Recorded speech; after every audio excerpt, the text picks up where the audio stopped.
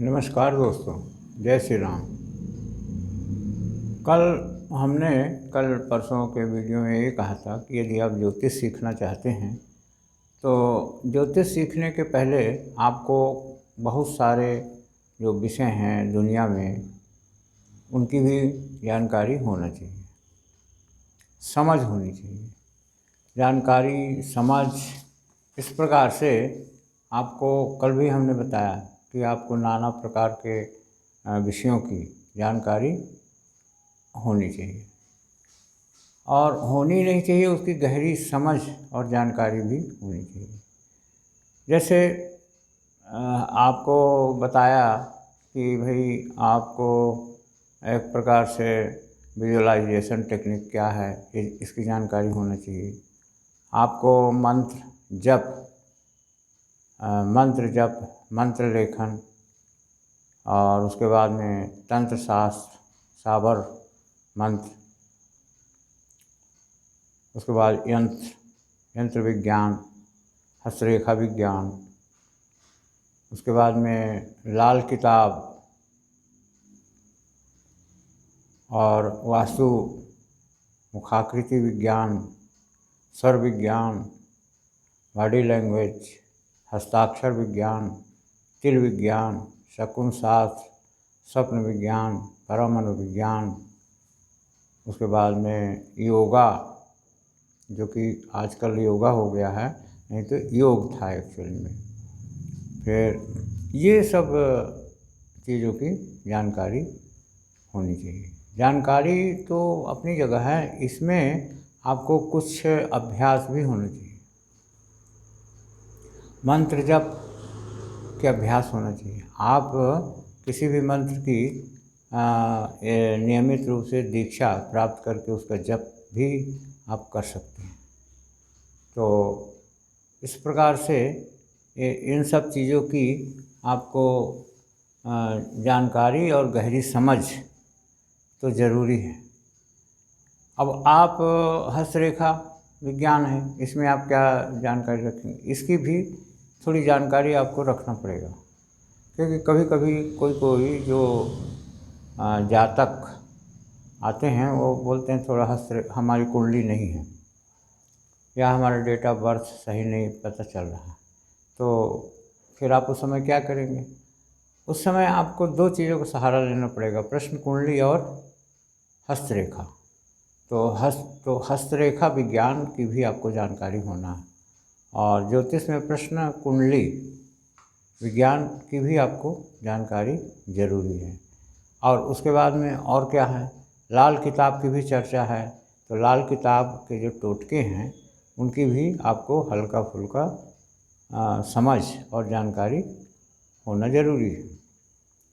फिर स्वर विज्ञान क्या है? स्वर विद्या जो कि हमारे दोनों नाक से दोनों साइड से स्वर निकलता है, तो उसमें बोलते हैं 12 घंटा दाहिना और 12 घंटा बायां। फिर इसी में इड़ा, पिंगला और सुषुम्ना नाड़ी का भी विज्ञान है। तो इसमें भी आपको थोड़ा बहुत जानकारी चाहिए कि ये स्वर विज्ञान भी क्या चीज़ है। बोलते हैं कि दाहिना स्वर चलता है तो क्रूर कर्म और बायां स्वर चलता है तो शांति के कर्म किए जाते हैं। और उसके बाद में और क्या है, और जब दोनों स्वर चलते हैं तो शांति, पूजा पाठ या ध्यान, इस तरह के कार्य किए जाते हैं। तो लेकिन जो भी हो, लेकिन इसकी भी आपको जानकारी होना आवश्यक है। उसके बाद बॉडी लैंग्वेज भी आदमी आपसे बात करता है किस प्रकार से करता है, और वो उसकी भी समझ आपको होनी चाहिए। बॉडी लैंग्वेज वो किस तरह से बैठता है, उठता है, उसके साथ में क्या सामान है क्या नहीं है, इस प्रकार की चीज़ें आपको जानकारी की जानकारी एवं समझ ज़रूरी है। फिर तिल विज्ञान शरीर में मनुष्य के नाना प्रकार के चीज़ें होती हैं, तिल विज्ञान भी उसमें से एक है। तो तिलों का कहाँ पर क्या होगा, इसकी भी आपको एक अच्छी समझ होनी चाहिए।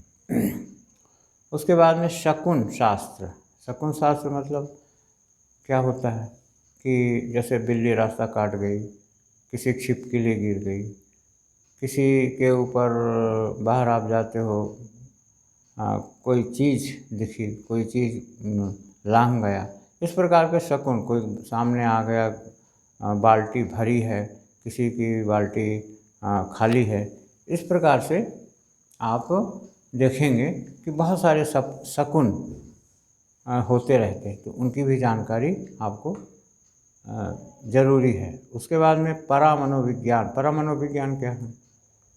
इस माने इसी के अंतर्गत, परामनोविज्ञान के अंतर्गत टेलीपैथी और हिप्नोसिस, और उसके बाद में और भी बहुत सारी चीज़ें हैं, विजुअलाइजेशन टेक्निक। परामनोविज्ञान मतलब साइकोलॉजी, एक पैरासाइकोलॉजी, तो ये भी एक अच्छी चीज़ है, इसे भी आपको जानकारी इसकी भी होनी ज़रूरी है। अष्टसिद्धि, अष्टसिद्धियाँ, सिद्धियों के बारे में भी आपको अच्छी जानकारी होनी चाहिए, और अभ्यास कुछ चीज़ों का। फिर योग, योग को तो मैंने बताया। स्वास्थ्य, फिर उसके बाद में हल्का फुल्का स्वास्थ्य, जैसे अष्टम में चंद्रमा है और गुरु है, अष्टम में सूर्य है, अष्टम में, या और मंगल, इन सब चीज़ों के बारे में आपको भी कई प्रकार की जानकारी चाहिए, ज्योतिष से ही संबंधित है। फिर नौकरी, विद्या, व्यापार, स्वास्थ्य, ऐसे बहुत सारे विषय हैं। आपको इन सब चीज़ों में अच्छी जानकारी, समझ तो होनी चाहिए, एक जनरल समझदारी ज़रूरी है।